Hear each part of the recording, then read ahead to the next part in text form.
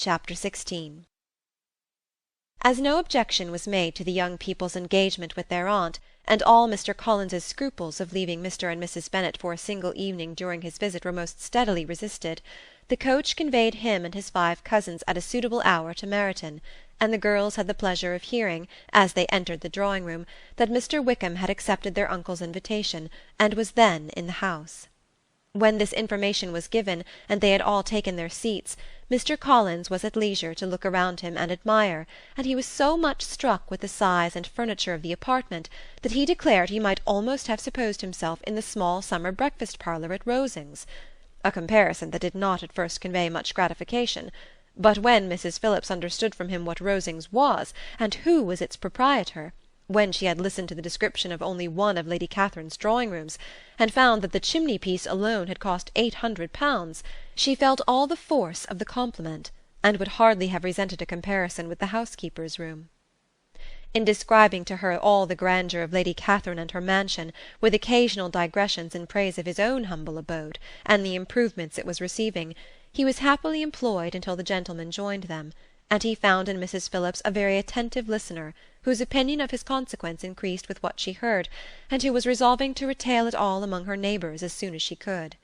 To the girls, who could not listen to their cousin, and who had nothing to do but to wish for an instrument, and examine their own indifferent imitations of china on the mantelpiece, the interval of waiting appeared very long. It was over at last, however. The gentlemen did approach, and when Mr. Wickham walked into the room, Elizabeth felt that she had neither been seeing him before nor thinking of him since with the smallest degree of unreasonable admiration. The officers of the shire were in general a very creditable gentlemanlike set, and the best of them were of the present party, but Mr. Wickham was as far beyond them all in person, countenance, air, and walk, as they were superior to the broad-faced, stuffy uncle Phillips, breathing port wine, who followed them into the room. Mr. Wickham was the happy man towards whom almost every female eye was turned, and Elizabeth was the happy woman by whom he finally seated himself, and the agreeable manner in which he immediately fell into conversation, though it was only on its being a wet night, made her feel that the commonest, dullest, most threadbare topic might be rendered interesting by the skill of the speaker. With such rivals for the notice of the fair as Mr. Wickham and the officers, Mr. Collins seemed to sink into insignificance. To the young ladies he certainly was nothing, but he had still at intervals a kind listener in Mrs. Phillips, and was, by her watchfulness, most abundantly supplied with coffee and muffin. When the card-tables were placed, he had the opportunity of obliging her in turn by sitting down to whist. "I know little of the game at present," said he, "but I shall be glad to improve myself, for in my situation in life—" Mrs. Phillips was very glad for his compliance, but could not wait for his reason. Mr. Wickham did not play at whist, and with ready delight was he received at the other table between Elizabeth and Lydia. At first there seemed danger of Lydia's engrossing him entirely, for she was a most determined talker, but being likewise extremely fond of lottery tickets, she soon grew too much interested in the game, too eager in making bets and exclaiming after prizes, to have attention for any one in particular. Allowing for the common demands of the game, Mr. Wickham was therefore at leisure to talk to Elizabeth, and she was very willing to hear him, though what she chiefly wished to hear she could not hope to be told, the history of his acquaintance with Mr. Darcy. She dared not even mention that gentleman. Her curiosity, however, was unexpectedly relieved. Mr. Wickham began the subject himself. He inquired how far Netherfield was from Meryton, and after receiving her answer, asked in a hesitating manner how long Mr. Darcy had been staying there. "About a month," said Elizabeth, and then, unwilling to let the subject drop, added, "He is a man of very large property in Derbyshire, I understand." "Yes," replied Mr. Wickham. "His estate there is a noble one, a clear 10,000 per annum. You could not have met with a person more capable of giving you certain information on that head than myself, for I have been connected with his family in a particular manner from my infancy." Elizabeth could not but look surprised. "You may well be surprised, Miss Bennet, at such an assertion, after seeing, as you probably might, the very cold manner of our meeting yesterday. Are you much acquainted with Mr. Darcy?" "As much as I ever wish to be," cried Elizabeth very warmly. "I have spent 4 days in the same house with him, and I think him very disagreeable." "I have no right to give my opinion," said Wickham, "as to his being agreeable or otherwise. I am not qualified to form one. I have known him too long and too well to be a fair judge. It is impossible for me to be impartial. But I believe your opinion of him would in general astonish, and perhaps you would not express it quite so strongly anywhere else. Here you are in your own family. Upon my word, I say no more here than I might say in any house in the neighbourhood, except Netherfield. He is not at all liked in Hertfordshire. Everybody is disgusted with his pride. You will not find him more favourably spoken of by any one. I cannot pretend to be sorry, said Wickham, after a short interruption, that he or that any man should not be estimated beyond their deserts. But with him I believe it does not often happen. The world is blinded by his fortune and consequence, or frightened by his high and imposing manners, and sees him only as he chooses to be seen. I should take him, even on my slight acquaintance, to be an ill-tempered man. Wickham only shook his head. I wonder, said he, at the next opportunity of speaking, whether he is likely to be in this country much longer. I do not at all know, but I heard nothing of his going away when I was at Netherfield. I hope your plans in favour of the Blankshire will not be affected by his being in the neighbourhood. Oh, no, it is not for me to be driven away by Mr. Darcy. If he wishes to avoid seeing me, he must go. We are not on friendly terms, and it always gives me pain to meet him, but I have no reason for avoiding him but what I might proclaim before all the world, a sense of very great ill-usage, and most painful regrets at his being what he is. His father, Miss Bennet, the late Mr. Darcy, was one of the best men that ever breathed, and the truest friend I ever had, and I can never be in company with this Mr. Darcy without being grieved to the soul by 1,000 tender recollections. His behaviour to myself has been scandalous, but I verily believe I could forgive him anything and everything, rather than his disappointing the hopes and disgracing the memory of his father. Elizabeth found the interest of the subject increase, and listened with all her heart, but the delicacy of it prevented further inquiry. Mr. Wickham began to speak on more general topics, Meryton, the neighbourhood, the society, appearing highly pleased with all that he had yet seen, and speaking of the latter with gentle but very intelligible gallantry. It was the prospect of constant society, and good society, he added, which was my chief inducement to enter the Blankshire. I knew it to be a most respectable, agreeable corps, and my friend Denny tempted me further by his account of their present quarters, and the very great attentions and excellent acquaintances Meryton had procured them. Society, I own, is necessary to me. I have been a disappointed man, and my spirits will not bear solitude. I must have employment and society. A military life is not what I was intended for, but circumstances have now made it eligible. The church ought to have been my profession. I was brought up for the church, and I should at this time have been in possession of a most valuable living, had it pleased the gentleman we were speaking of just now. Indeed? Yes. The late Mr. Darcy bequeathed me the next presentation of the best living in his gift. He was my godfather, and excessively attached to me. I cannot do justice to his kindness.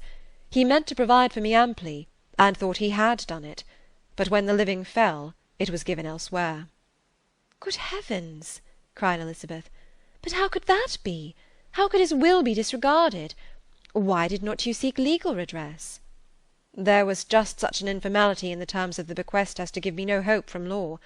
A man of honour could not have doubted the intention, but Mr. Darcy chose to doubt it, or to treat it as merely a conditional recommendation, and to assert that I had forfeited all claim to it by extravagance, imprudence, in short, anything or nothing. Certain it is that the living became vacant 2 years ago, exactly as I was of an age to hold it, and that it was given to another man, and no less certain is it that I cannot accuse myself of having really done anything to deserve to lose it. I have a warm, unguarded temper, and I may have spoken my opinion of him and to him too freely. I can recall nothing worse. But the fact is that we are very different sort of men, and that he hates me. This is quite shocking. He deserves to be publicly disgraced. Some time or other he will be, but it shall not be by me. Till I can forget his father, I can never defy or expose him. Elizabeth honoured him for such feelings, and thought him handsomer than ever as he expressed them. But what, she said after a pause, can have been his motive? What can have induced him to behave so cruelly? A thorough determined dislike of me, a dislike which I cannot but attribute in some measure to jealousy. Had the late Mr. Darcy liked me less, his son might have borne with me better. But his father's uncommon attachment to me irritated him, I believe, very early in life. He had not a temper to bear the sort of competition in which we stood, the sort of preference which was often given me. I had not thought Mr. Darcy so bad as this, though I have never liked him. I had not thought so very ill of him. I had supposed him to be despising his fellow creatures in general, but did not suspect him of descending to such malicious revenge, such injustice, such inhumanity as this. After a few minutes' reflection, however, she continued, I do remember his boasting one day at Netherfield of the implacability of his resentments, of his having an unforgiving temper.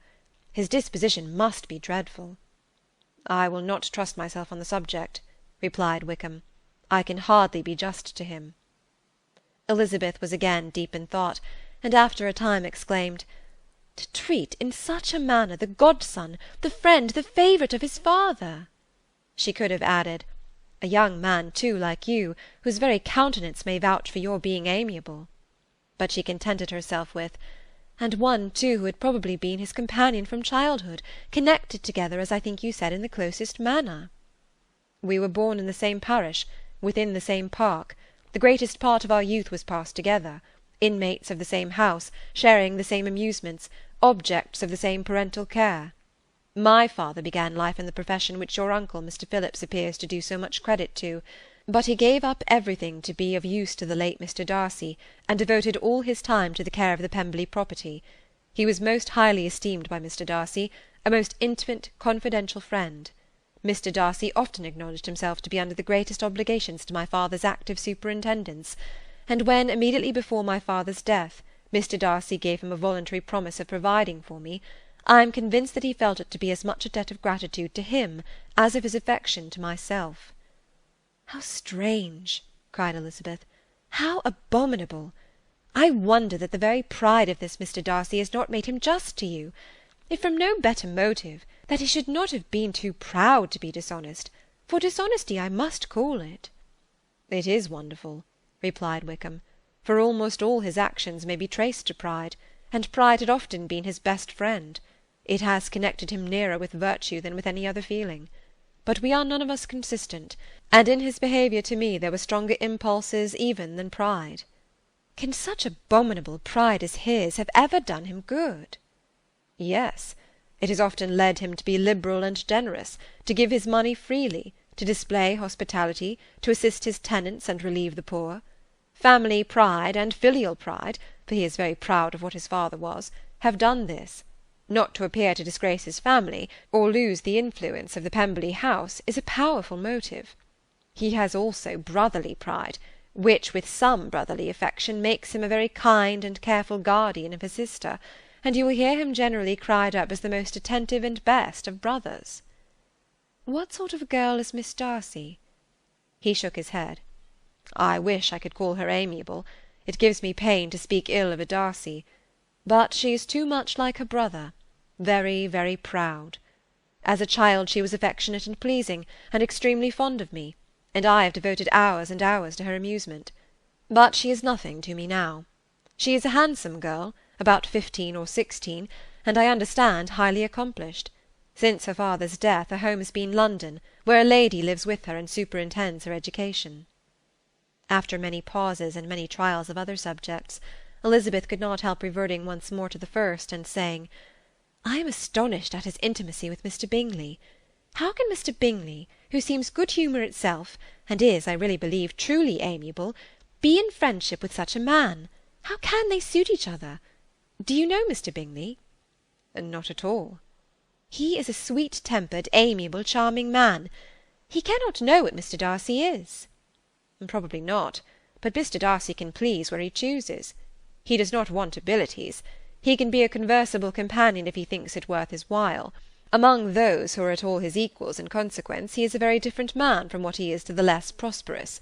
His pride never deserts him, but with the rich he is liberal-minded, just, sincere, rational, honourable, and perhaps agreeable, allowing something for fortune and figure. The whist party soon afterwards breaking up, the players gathered round the other table, and Mr. Collins took his station between his cousin Elizabeth and Mrs. Phillips. The usual inquiries as to his success was made by the latter. It had not been very great. He had lost every point, but when Mrs. Phillips began to express her concern thereupon, he assured her with much earnest gravity that it was not of the least importance, that he considered the money as a mere trifle, and begged that she would not make herself uneasy. "I know very well, madam," said he, "that when persons sit down to a card-table they must take their chances of these things, and happily I am not in such circumstances as to make 5 shillings any object. There are undoubtedly many who could not say the same, but, thanks to Lady Catherine de Bourgh, I am removed far beyond the necessity of regarding little matters." Mr. Wickham's attention was caught, and after observing Mr. Collins for a few moments, he asked Elizabeth in a low voice whether her relation was very intimately acquainted with the family of de Bourgh. "Lady Catherine de Bourgh," she replied, "has very lately given him a living. I hardly know how Mr. Collins was first introduced to her notice, but he certainly has not known her long." "You know, of course, that Lady Catherine de Bourgh and Lady Anne Darcy were sisters. Consequently, she is aunt to the present Mr. Darcy." "No, indeed, I did not.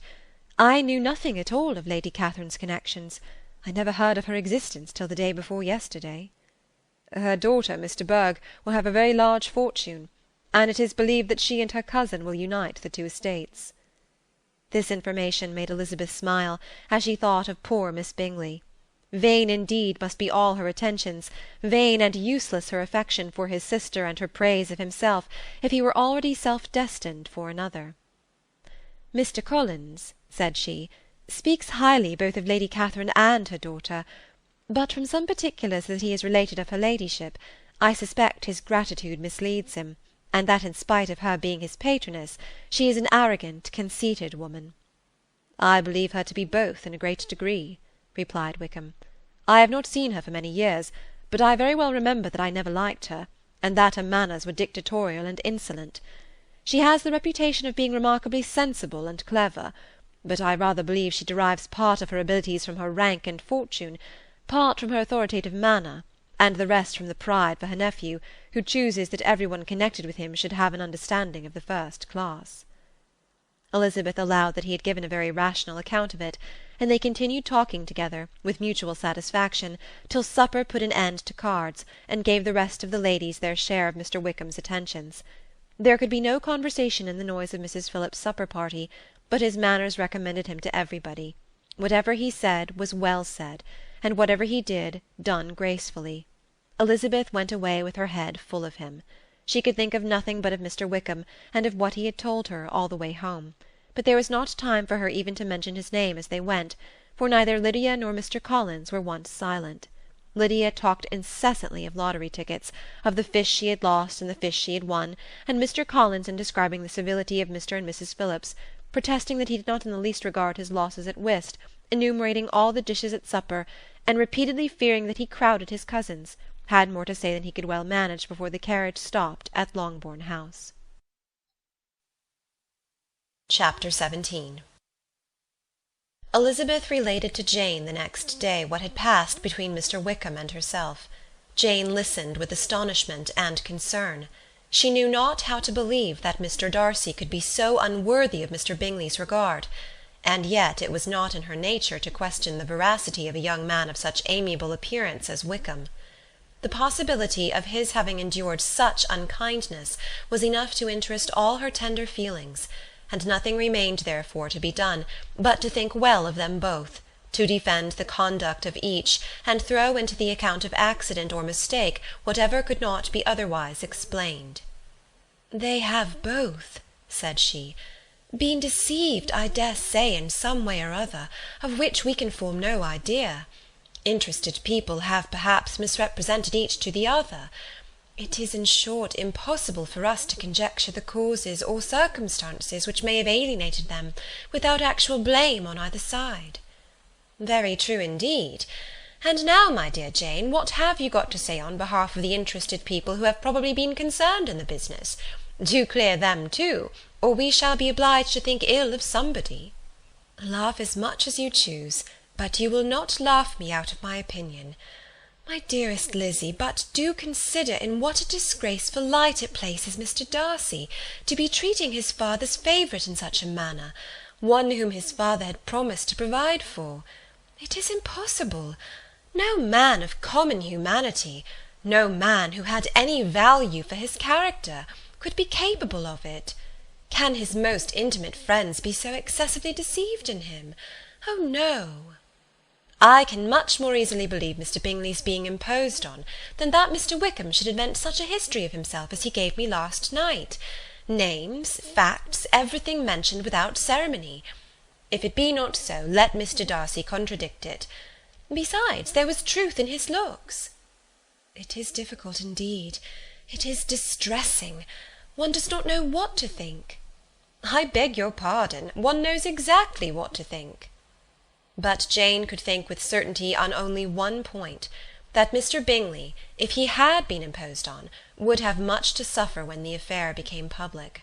The two young ladies were summoned from the shrubbery where this conversation passed, by the arrival of the very persons of whom they had been speaking. Mr. Bingley and his sisters came to give their personal invitation for the long-expected ball at Netherfield, which was fixed for the following Tuesday. The two ladies were delighted to see their dear friend again, called it an age since they had met, and repeatedly asked what she had been doing with herself since their separation. To the rest of the family they paid little attention, avoiding Mrs. Bennet as much as possible, saying not much to Elizabeth, and nothing at all to the others. They were soon gone again, rising from their seats with an activity which took their brother by surprise, and hurrying off as if eager to escape from Mrs. Bennet's civilities. The prospect of the Netherfield ball was extremely agreeable to every female of the family. Mrs. Bennet chose to consider it as given in compliment to her eldest daughter, and was particularly flattered by receiving the invitation from Mr. Bingley himself, instead of a ceremonious card. Jane pictured to herself a happy evening in the society of her two friends, and the attentions of her brother, and Elizabeth thought with pleasure of dancing a great deal with Mr. Wickham, and of seeing a confirmation of everything in Mr. Darcy's look and behaviour. The happiness anticipated by Catherine and Lydia depended less on any single event or on any particular person, for though they each, like Elizabeth, meant to dance half the evening with Mr. Wickham, he was by no means the only partner who could satisfy them, and a ball was, at any rate, a ball. And even Mary could assure her family that she had no disinclination for it. "While I can have my mornings to myself," said she, "it is enough. I think it is no sacrifice to join occasionally in evening engagements. Society has claims on us all, and I profess myself one of those who consider intervals of recreation and amusement as desirable for everybody." Elizabeth's spirits were so high on this occasion, that though she did not often speak unnecessarily to Mr. Collins, she could not help asking him whether he intended to accept Mr. Bingley's invitation, and if he did, whether he would think it proper to join in the evening's amusement, and she was rather surprised to find that he entertained no scruple whatever on that head, and was very far from dreading a rebuke, either from the Archbishop or Lady Catherine de Bourgh, by venturing to dance. "I am by no means of the opinion, I assure you," said he, "that a ball of this kind, given by a young man of character to respectable people, can have any evil tendency, and I am so far from objecting to dancing myself, that I shall hope to be honoured with the hands of all my fair cousins in the course of the evening, and I take this opportunity of soliciting yours, Miss Elizabeth, for the first two dances especially, a preference which I trust my cousin Jane will attribute to the right cause, and not to any disrespect for her." Elizabeth felt herself completely taken in. She had fully proposed being engaged by Mr. Wickham for those very dances, and to have Mr. Collins instead.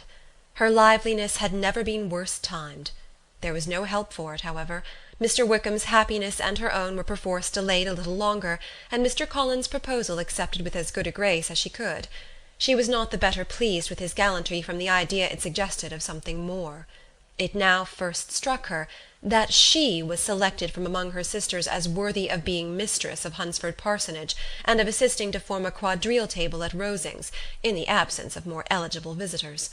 The idea soon reached a conviction, as she observed his increasing civilities toward herself, and heard his frequent attempt at a compliment on her wit and vivacity, and though more astonished than gratified herself by this effect of her charms, it was not long before her mother gave her to understand that the probability of their marriage was extremely agreeable to her. Elizabeth, however, did not choose to take the hint, being well aware that a serious dispute must be the consequence of any reply. Mr. Collins might never make the offer, and till he did, it was useless to quarrel about him. If there had not been a Netherfield ball to prepare for and talk of, the younger Miss Bennets would have been in a very pitiable state at this time, for from the day of the invitation to the day of the ball there was such a succession of rain as prevented their walking to Meryton once. No aunt, no officers, no news could be sought after. The very shoe-roses for Netherfield were got by proxy. Even Elizabeth might have found some trial of her patience in weather which totally suspended the improvement of her acquaintance with Mr. Wickham, and nothing less than a dance on Tuesday could have made such a Friday, Saturday, Sunday, and Monday endurable to Kitty and Lydia.